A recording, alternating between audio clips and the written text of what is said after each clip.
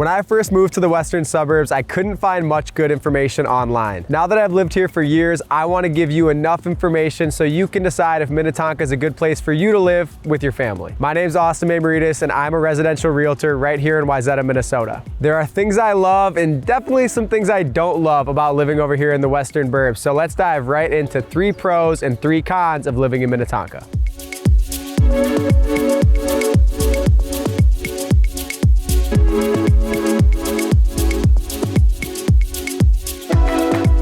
Pro number 1 is picturesque lots and lots of natural beauty, as you can see behind me. One thing people love about this city is their plush wooded neighborhoods and their large lots. Minnetonka homes tend to be a little bit less of that cookie cutter tract home style, tend to be more of a custom, little bit older, but very, very nice and updated, which is a bit different from some of the neighboring suburbs like Plymouth and Maple Grove, where you get a lot of the big builders building the homes and communities over there.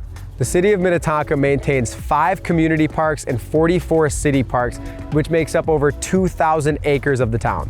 With that said, many of these homes and neighborhoods back up to a peaceful, serene, wooded backdrop, which is a huge attraction to Minnetonka. If you want more info on local parks and trails, you can just Google Minnesota City Parks and Trails. A website will come up so you can kind of get a lay of the land of what parks are close to your new future home. If you find yourself in town or you're exploring Minnetonka a little bit more, my personal recommendation would be the largest city park, which is Purgatory Park. Reason being is that they've got great trails, they've got places to barbecue, they've got little beaches and things like that. It's a great place to just get lost and enjoy nature. And lastly, on the nature, if you're looking to really lean into that lake life, you can come right here where we're shooting this, which is Grays Bay Marina. We've got over 100 parking spots here, big enough for boat slips. You've got a public boat slip right there, so if you're renting a boat and want to enjoy Lake Minnetonka, this is the spot to check out.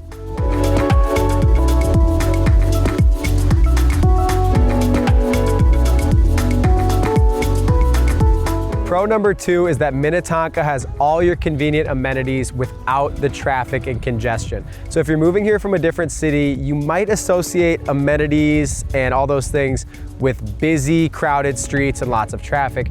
Well, Minnetonka will be a breath of fresh air because it's actually very, very open and spacious. It's a little bit more spread out for a city, but it still has every store you'd ever need, which means you're not really commuting anywhere. Even if it's high-end shopping to a regular family dinner, Minnetonka has what you need and you won't have to go far for it. Most of the retail shopping in Minnetonka is gonna be found at Ridgedale Shopping Center, which is just south of Highway 394. So Ridgedale Shopping Center has over 100 different storefronts. It's really like the hub for all things shopping in Minnetonka. You've got everything from Barnes & Noble, Lululemon, Target, Best Buy, car dealerships, everything's over there, and it's just a great place to have fun. You could probably spend a couple weeks exploring all the shops over there. If you find yourself in that area and you want to grab a bite to eat, there's so many great restaurants, but my favorite would be Boulevard. Sometimes there can be a little bit of a wait, so if it's busy, don't worry. There's 100 other nice restaurants around you for you to enjoy.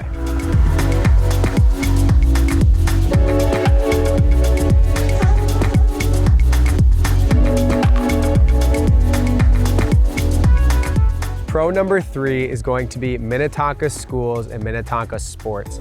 So in the city of Minnetonka, we've got the number 2 ranked public schooling system in the entire state of Minnesota. And that's very worth mentioning because Minnesota is actually a top 5 state nationally for public schools. So Minnetonka really feels like the creme de la creme for your kids' education. I did already make a separate video where I break down all of Minnesota's top public schools. I'll link that video right here if you want to compare statistics and overall vibe. Also, honorable mention to Minnetonka High School sports. Specifically, obviously we're in the state of hockey, so if you're moving here to put your kids in high school hockey, Minnetonka has been a Division I athlete factory, and they're almost a shoo-in for the Minnesota Hockey High School State Tournament on the boys and girls level. Just something to consider when looking at cities to move based on what your kids are into.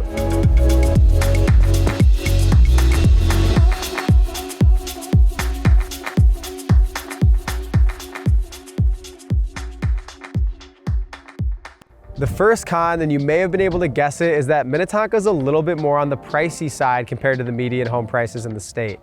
Obviously, people who move to Minnetonka kind of come here for a slower pace of play and they want to enjoy that serene lifestyle. So any advancements and proposals that have been made to add affordable housing, specifically on the south side of Minnetonka where it already exists a little bit, have pretty much been shot down because, again, the residents here want to protect that. And so there is no report to give you, there is no affordable housing in the hopper, so there's no dates yet. But I will say, if you are looking to buy into a more affordable price point in Minnetonka schools, there are townhouses starting from the low 300s all the way up to the 400 range, which would be relatively considerable for this city.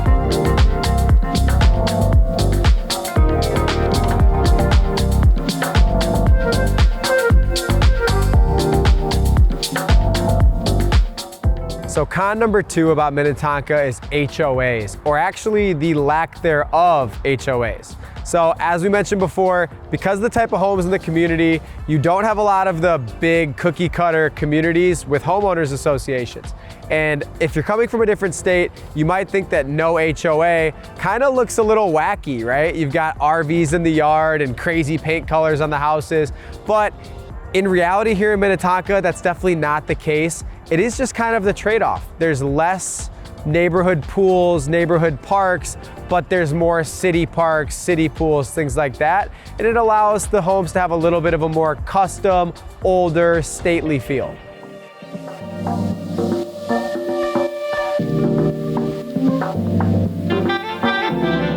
Con number 3 of Minnetonka is going to be low turnover. So because Minnetonka is such a tight-knit community where everyone kind of knows each other, sometimes it can even feel, if you're an outsider, that there's a little bit of an exclusivity factor going on with the people of Tonka. That said, I don't think it feels like a superiority complex, and I don't think it's toxic from outsiders looking into Minnetonka. So that's a positive thing. With that said, there's a very scarce amount of inventory for homes for sale in Minnetonka. Kind of a double-edged sword though, because once you get into the city, it's great for your property value. You've got a much higher odds of seeing your property value shoot to the moon because Minnetonka is so scarce and it's so highly desired. But keep in mind for your home search, if you're looking at a neighboring city like St. Louis Park or Hopkins, you may have 33 to 40 homes within your price point available and on the market, where in Minnetonka, that same price point may feel like there's only 5 to 6 options.